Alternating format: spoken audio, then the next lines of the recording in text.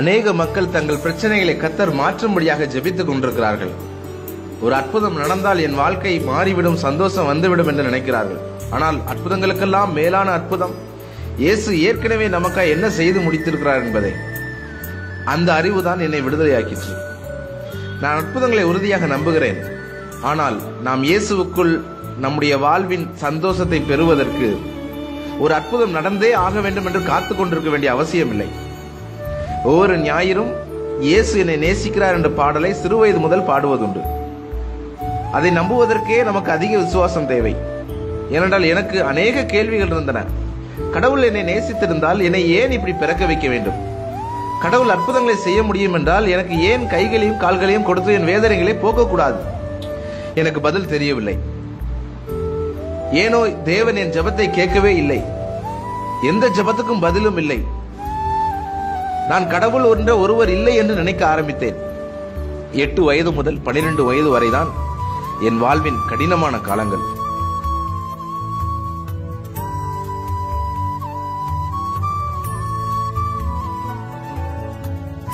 என் பள்ளியிலே நான் தான் முதல் மாற்றுத்திறனாளியான மாணவன்.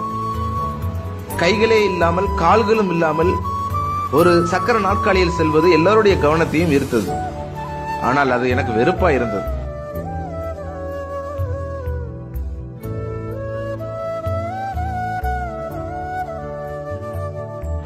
மனச்சோர்வடைந்தேன், தனிமையை உணர்ந்தேன். 10 வயதில் தண்ணீர் தொட்டியில் மூழ்கி தற்கொலை செய்ய முயன்றேன். ஏனென்றால் அத்தனை கேலிகளையும் பரியாசங்களையும் தாங்கிக் கொண்டு ஒன்றுமே செய்ய முடியாத நிலைமையில் நான் வாழ விரும்பவில்லை. 3 முறை நான் தண்ணீர் தொட்டியில் விழுந்து தற்கொலைக்கு முயன்றேன். 3வது முறை முயலும் பொழுது கல்லறையில் நின்று எனக்காய் அழுவது போல எனக்கு தெரிந்தது. அப்படி ஒரு வேதனையை நான் அவர்கள் கொடுக்க கூடாது என்று நினைத்து தற்கொலை முயற்சிகளை கைவிட்டேன். என் மனச்சோர்வில் இருந்து யாரும் என்னை குணமாக்க முடியவில்லை. எவ்வளவு பணமோ நண்பர்களோ கல்வியோ அல்லது என் வாழ்க்கைக்கு தேவையான எந்த பொருட்களோ என்னை துளியும் சமாதானப்படுத்த முடியவில்லை. முடிவிலே 15ஆம் வயதில் என் ஜெபத்தை ஆண்டவர் கேட்டார். நான் யோவான் 9ஆம் அதிகாரத்தை வாசித்துக் கொண்டிருந்தேன். ஒரு பிறவி குருடனை குறித்து எழுதப்பட்டிருக்கிறது. அந்த குருடனின் கஷ்டத்தை உணர்ந்தேன். அது என் கஷ்டத்துக்கு ஒத்திருந்தது. மக்கள் இவன் ஏன் குருடனாய் பிறக்க வேண்டும் என்று இயேசுவிடம் கேட்டார்கள். அதற்கு இயேசு தேவ மகிமை வெளிப்படும்படியாகவே இவன் இப்படி பிறந்திருக்கிறான் என்று சொன்னார். எனக்குள்ளே ஒரு விசுவாசம் வந்தது.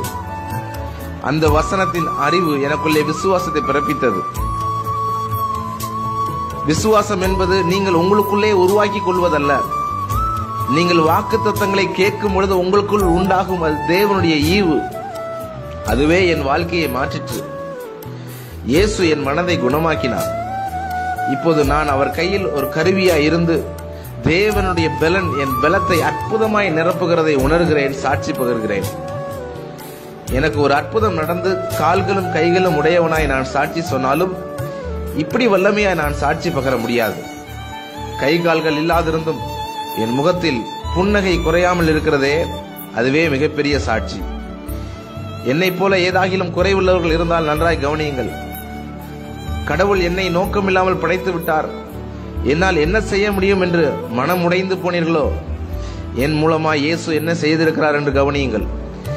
கை கால்கள் இல்லாத இந்த மனிதனையே அவருடைய கை காலாக இயேசு பயன்படுத்த முடிந்தால் இதை பார்த்து கொண்டிருக்கிற உங்களையும் இயேசு நிச்சயமாய் பயன்படுத்த முடியும். நான் ரோமர் 8:28 குறிப்பிட விரும்புகிறேன். அன்றியும் அவர் மேல் அன்பு கூறுகிறவர்களுக்கு சகலமும் நன்மைக்கு ஏதுவாக நடக்கிறது. என் இயலாமைதான் எனக்கு மிகப்பெரிய கஷ்டம் என்று நினைத்துக் கொண்டிருந்தேன். ஆனால் அது மிகப்பெரிய தவறு. உன்னுடைய இயலாமை உன்னுடைய பிரச்சனை அல்லவே அல்ல. எல்லாவற்றையும் நன்மைக்காக செய்கிற தேவனுடைய சிந்தை உனக்கு இல்லாமல் இருப்பதே உனக்கு பிரச்சனை. நம் தேவன் சர்வ வல்லமையுள்ளவர், மகா பெரியவர். உன் வாழ்வின் மிக மோசமான காரியங்களை நன்மையாக முடிய பண்ண அவரால் கூடும். நான் கால்களும் கைகளும் இல்லாமல் பிறந்திருப்பது ஏதோ ஒரு ஆத்மாவுக்காக, அந்த ஆத்மாவின் ரட்சிப்புக்காக என்றால் எனக்கு கால்களும் கைகளும் வேண்டாம். அந்த ஆத்மா ரட்சிக்கப்பட்டால் போதும்.